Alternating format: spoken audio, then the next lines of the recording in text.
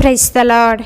దేవుని పరిశుద్ధమైన నామంలో వాక్యంను వినుచున్న మీ అందరికీ ప్రభు పేరట మా యొక్క శుభాభివందనములు తెలియజేస్తున్నాము. దేవుడు అనుగ్రహించినటువంటి ఇటు గొప్ప సమయాన్ని బట్టి మేము ఎంతగానో సంతోషిస్తున్నాము. అలాగే ఈ యొక్క బలపరిచే వాక్యం ద్వారా మీరు మీ జీవితాలలో మేలులను, ఆశీర్వాదములను, దీవెనలను పొందుకుంటున్నారని మేము తలంచుచున్నాము.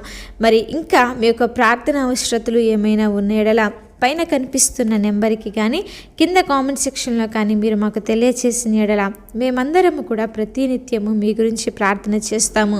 దేవుని యొక్క ఉన్నతమైన మేలులు మీరు మీ కుటుంబాల్లో పొందుకుందురుగాక. మరి దినములు గడిచిపోతున్నాయి, సంవత్సరములు గతించిపోతున్నాయి, రోజులు గతించిపోతున్నాయి, మరి నిమిషాలే కానీ సెకండ్లే కానీ అన్నీ గడిచిపోతున్నాయి కదా. మరి మన జీవితాలలో మార్పు ఉందా? మన యొక్క బ్రతుకుల్లో మార్పు ఉందా?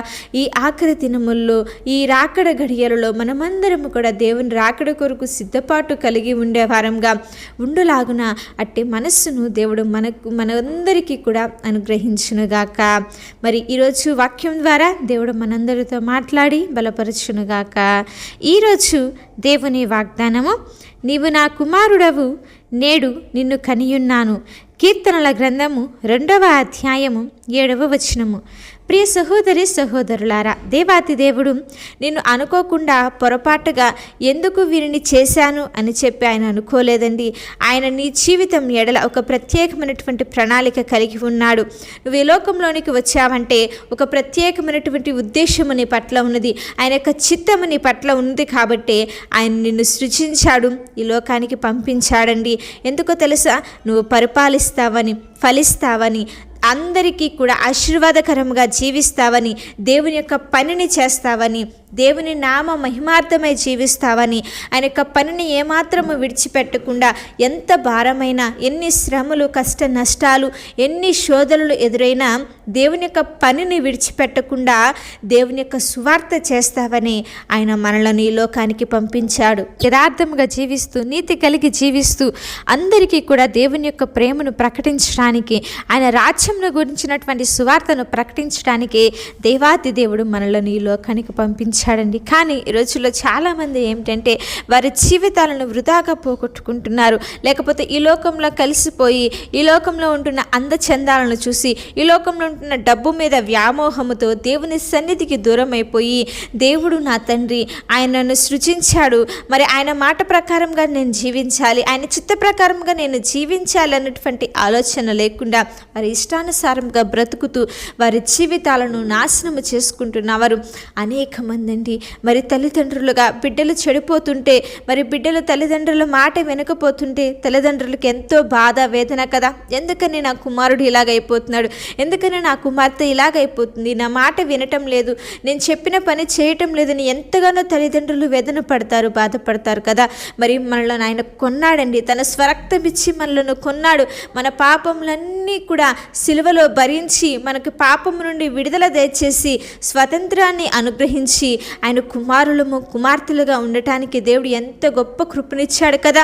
మరి మన కొరకు ప్రాణత్యాగము చేసినటువంటి ఆయన, నువ్వు దేవుని సన్నిధిలో నిలవపడకుండా, ఆయన్ని స్తుతించకుండా, ఆయన్ని ఆరాధించుకోకుండా నీ ఇష్టానుసారముగా జీవిస్తూ నీకు నచ్చినట్లుగా బ్రతుకుతూ లోకంలో కలిసిపోతే ఆ పరలోకమందున్న తండ్రి ఇంకెంత బాధపడతారో ఒక్కసారి ఆలోచన చేశారా? ప్రార్థన చేయకుండా, దేవునికి ఇవ్వాల్సినటువంటి సమయాన్ని దేవునికి ఇవ్వకుండా ఇష్టానుసారంగా బ్రతుకుతూ దేవుని సన్నిధిని తోసివేసేసి, దేవుని సన్నిధిని వదిలిపెట్టేసేసి, మరి మనకి నచ్చిన రీతిలో, మనకి నచ్చిన విధముగా బ్రతుకుతూ ఎన్ని మార్లు దేవునికి మనము కోపాన్ని పుట్టించామండి. అయినా సరే మనం ఎంతలా ఆయనకి కోపాన్ని పుట్టించినా ఇంకా మన ఎడల ప్రేమ చూపిస్తూనే ఉన్నాడండి. అంత గొప్ప ప్రేమామయుడు మనం ఆరాధిస్తున్న దేవుడు. తన యొక్క ప్రేమ ఎంతో ఉన్నతమైనది. మరి తప్పిపోయిన కుమారుడు తండ్రిని విడిచిపెట్టేశాడు. నాకు నువ్వు వద్దు, నాకు నా ఆస్తి ఇస్తే నేను వెళ్ళిపోతాను, నాకు నచ్చినట్లుగా నేను బ్రతుకుతానని తనకు రావాల్సిన ఆస్తినంతా కూడా తీసివేసుకొని వెళ్ళిపోయాడు తండ్రిని వదిలేసి దూరముగా. మరి అక్కడికి వెళ్ళాక మరి స్నేహితులు వాళ్ళందరూ కూడా అతని దగ్గర డబ్బున్నంత కాలము ఉన్నారు. ఎప్పుడైతే అతని చేతిలో డబ్బు అయిపోయిందో అందరూ కూడా విడిచిపెట్టేశారు. అతనికి సహాయం కావలసినటువంటి సమయంలో ఏ ఒక్కరు కూడా సహాయం చేయలేదు. చివరికి అతడికి తినటానికి కూడా తిండి లేక పందులు తినే ఆహారంతో తినైనా సరే నేను నా కడుపు నింపుకుంటాను అని అనుకుంటున్నాడు. అంత దౌర్భాగ్యపు స్థితిలోనికి వెళ్ళిపోయాడండి. తండ్రిని విడిచిపెట్టేసి లోకంలోనికి వెళ్ళిపోయాడు. నాకు తండ్రి వద్దు, నాకు నా స్నేహితులే కావాలని చెప్పి మరి తండ్రిని విడిచిపెట్టేసి తన యొక్క డబ్బును తీసుకొని జలసాలకు విచ్చలవిడిగా ఖర్చు పెట్టేసి సమస్తాన్ని పోగొట్టుకుంటే అప్పుడు పశ్చాత్తాపం కలిగింది, మార్పు మనసు కలిగింది.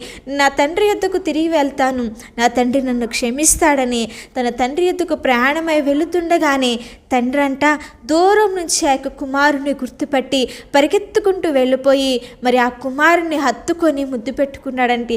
అప్పటి వరకు కూడా పందుల దగ్గర ఉన్నవాడు సరిగ్గా స్నానం లేదు, బట్టలు లేవు, అన్నీ చినిగిపోయి వాసన వస్తున్నా తండ్రి అదేమీ ఆలోచించలేదు.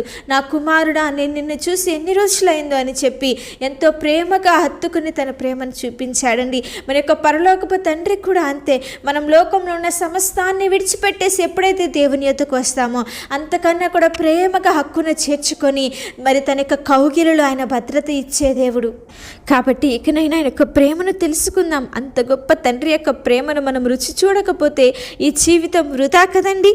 నిన్ను కనిన నీ తల్లిదండ్రులకు నీ జీవితం ఎడల ప్రణాళిక లేకపోవచ్చేమో, కానీ దేవుడు మాత్రము నీకంటూ ఒక ప్రత్యేకమైనటువంటి ప్రణాళికను నీ ఎడలు రూపించి ఉన్నాడు. నీవు నీ వైపు చూచుకున్నంత కాలము మరి నీ జీవితం నాకు సరైన ఉద్దేశాన్ని కానీ ఏమీ కూడా నువ్వు కనుగొనలేవు. కానీ ఎప్పుడైతే జీవితానికి కర్త అయిన దేవుని వైపు మరి ఆయన చిత్త ప్రకారంగా ఎప్పుడైతే మనము నడుస్తామో నీ యొక్క జీవితం యొక్క ఉద్దేశం ఏమిటో, ఎందుకు ఈ లోకానికి వచ్చావో ప్రతి ప్రణాళిక తెలుస్తుందండి. కాబట్టి నీకు జీవితాన్ని ఇచ్చిన యేసే కనుక నీ జీవితాన్ని నువ్వు సమర్పించి ఆయన వైపు చూడగలిగితే ఆయన నీ జీవితాన్ని అద్భుతకరంగా ఆశీర్వాదకరంగా నడిపిస్తారు. మరి అప్పటి వరకు తప్పిపోయిన కుమారుడికి బట్టలు లేవు, వాసన వచ్చేస్తున్నాయి. ఎప్పుడైతే తండ్రి యొద్దకు వచ్చాడో తండ్రి అతన్ని అంతా కూడా శుభ్రం చేపించి మరలా కొత్త బట్టలు తొడిగించి, కొత్త చెప్పులు తొడిగించి, ఉంగరం తొడిగించి ఎంతో సుందరంగా ఆ కుమారుణ్ణి తీర్చిదిద్దాడండి. నువ్వు కూడా ఈరోజు నీకున్న సమస్త విధమైన క్రోధము, మదమత్సరములన్నింటినీ కూడా పాపములన్నీ విడిచిపెట్టేసుకొని ఆయన దుఃఖరా ఆయన యొద్దకు వస్తే ఆయన నిన్ను తన యొక్క రక్తము చేత కడుగుతాడు, పవిత్రపరుస్తాడు. తన కుమారుడు కుమార్తెగా ఉండటానికి ఆయన నీకు గొప్ప కృపను అనుగ్రహిస్తాడు. కాబట్టి ఇకనైనా మన జీవితం యొక్క ఉద్దేశం ఏమిటో, ప్రణాళిక ఏమిటో తెలుసుకొని దేవుని యొక్క కుమారులము కుమార్తెలుగా ఉండుటకు ప్రయాసపడదాము. అట్టి కృప దేవుడు మనందరికీ అనుగ్రహించునుగాక. చిన్న ప్రార్థన.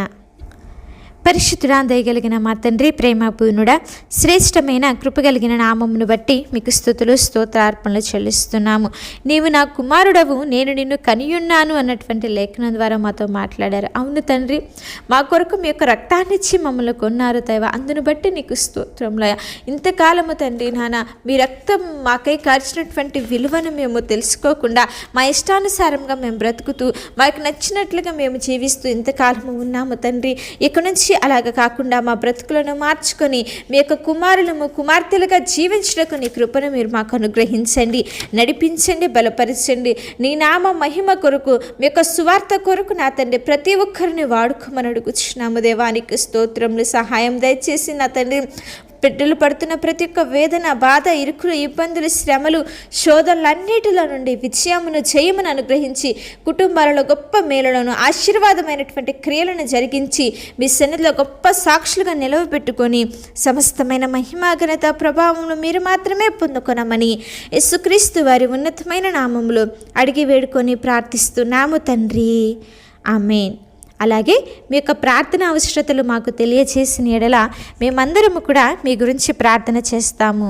దేవుని యొక్క ఉన్నతమైన కృప మీకు, మీ కుటుంబాలకు తోడై ఉండి నడిపించునుగాక.